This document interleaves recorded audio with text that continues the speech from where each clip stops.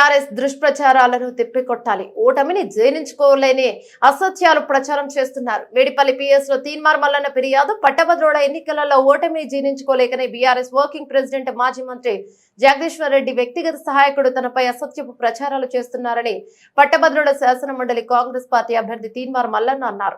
శనివారం నాడు మేడిపల్లి పిఎస్ లో తనపై అసత్యాలు ప్రచారం చేస్తున్న వ్యక్తులపై లిఖిత పూర్వకంగా ఫిర్యాదు చేశారు.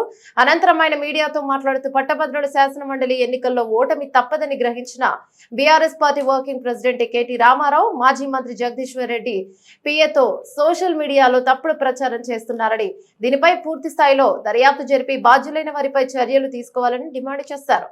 తమ మనోధైర్యాన్ని దెబ్బతీయడం ద్వారా తనను ఎదుర్కోలేని బీఆర్ఎస్ పార్టీ నేతలకు హెచ్చరిక జారీ చేశారు. కేటీ రామారావు నీతిమాలిన చర్యలను మానుకోవాలని సూచించారు. ఈ కార్యక్రమంలో తీన్మార్ మల్లన్న టీం సభ్యులు అంజన్న, రంగయ్య, అనిల్ తదితరులు పాల్గొన్నారు.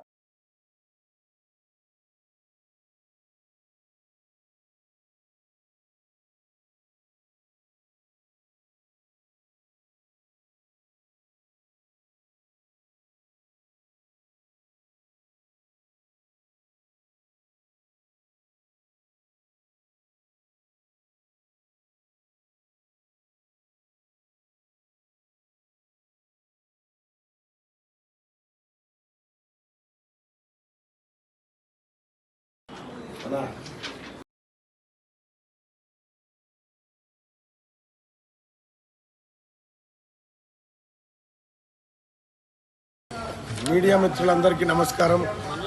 ఇవాళ బీఆర్ఎస్ పార్టీ ముఖ్యంగా కేటీ రామారావు మొత్తం నైతిక విలువలు మర్చిపోయి దిగజారిపోయి సోషల్ మీడియాలో తప్పుడు ప్రచారాలు, తప్పుడు వీడియోలు సృష్టిస్తూ అటు దూరదర్శన్ లోగోలను మార్ఫింగ్ చేసి, ఆర్టీసీ లోగోలను మార్ఫింగ్ చేసి మొత్తం తెలంగాణ రాష్ట్రంలో అత్యంత క్రూరమైన నీతి దిగజారిపోయి మన కల్వకుంట్ల తారక రామారావు అండ్ బీఆర్ఎస్లోని కొంతమంది సోషల్ మీడియాలో పనిచేస్తున్నటువంటి వ్యక్తులు వ్యవహరిస్తూ ఉన్నారు.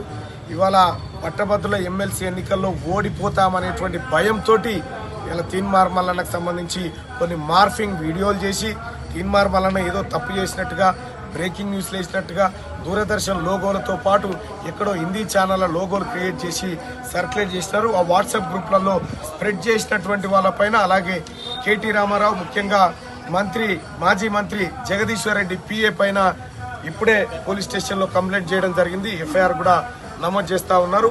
ఇంకా ఎవరెవరు ఇవి వాట్సాప్లో సర్క్యులేట్ చేస్తూ ఉన్నారో వాళ్ళందరిపైన కంప్లైంట్ చేయబోతా ఉన్నాం.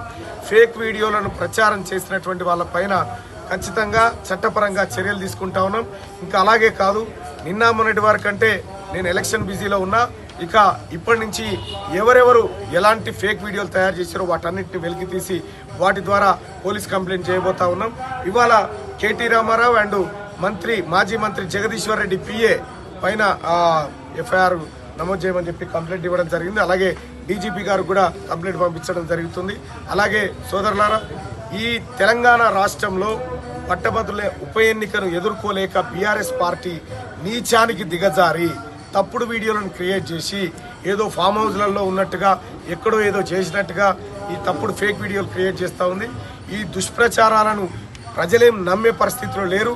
అయినప్పటికీ కూడా ఈ తప్పుడు ప్రచారాలపైన కఠిన చర్యలు తీసుకోవాలని చెప్పి ఇవాళ మేడిపల్లి పోలీస్ స్టేషన్లో ఫిర్యాదు చేయడం జరిగింది. కాసేపట్లో ఎఫ్ఐఆర్ కూడా నమోదు కాబోతా ఉంది.